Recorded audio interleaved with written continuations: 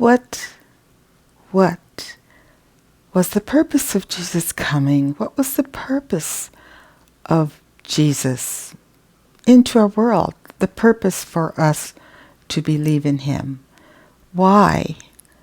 Why did we need to believe in Jesus? One of the most favorite verses in the Old Testament, that is the revelation of the work that Jesus would do, is in Isaiah, the 53rd chapter, Isaiah 53.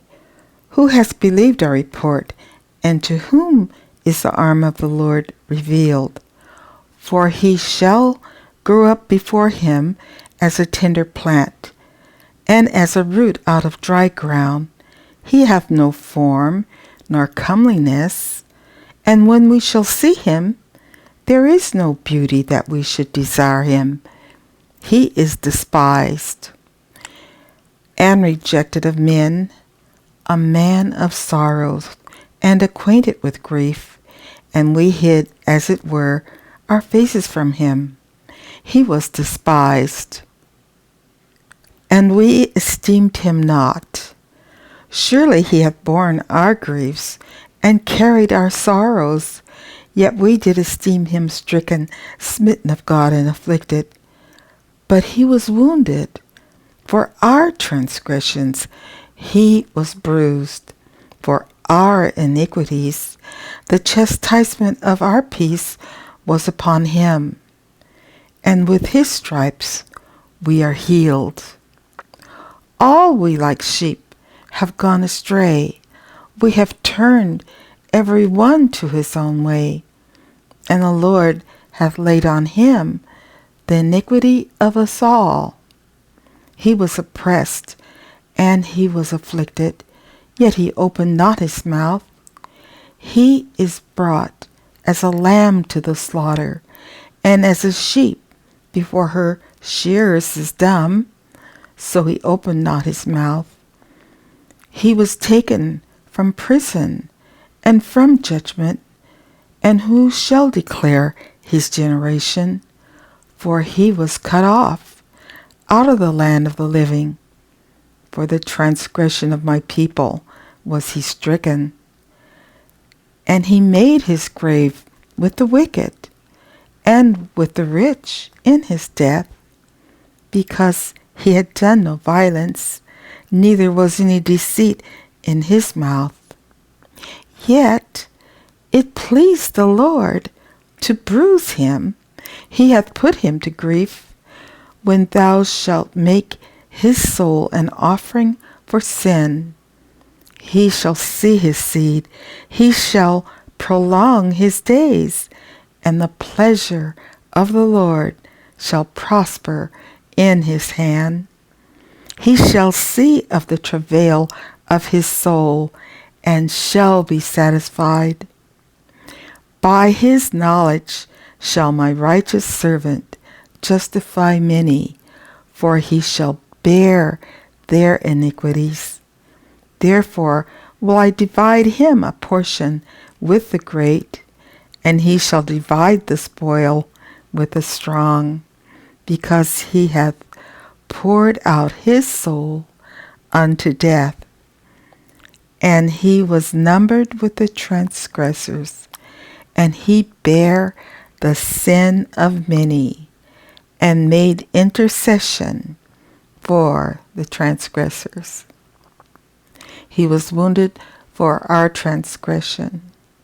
He was bruised for our iniquities. The purpose of Jesus being sent by the Father who loved us so much, brought forth, despised and rejected, walking the unwelcome road, leading to the pain of death's persistent demand, from the sting of sin's loud, stubborn roaring. Going forward with love's purpose, he held in his vision the glorious kingdom with loved ones entering, having power to dismiss his body's mournful plight. He still went forward. In his Father's love, he humbly moved forward, viewing in spirit the glorious end, he in submission went forward. False, deceitful accusations, hate-filled scorn from embittered seeds of envy's restless rage, faced with hurls of belittling, rude speaking from hearts set in blood-seeking intentions, rejoicing for condemnation. Conscienceless, contradicting murmurs from prepared false accusers denying his purpose. Crudely spat upon, slapped, and blindly punched to bruised, swollen, distorted facial features, stealing his identity, yanking of his beard for pain's profit added to the agony, viciously struck with unhesitant glass-tipped cattails, going for flesh, going for blood, body weakened in horrid appearance, more than ever had been seen on a living man. He carried a rough splintered cross. Weakened he fell beneath his load.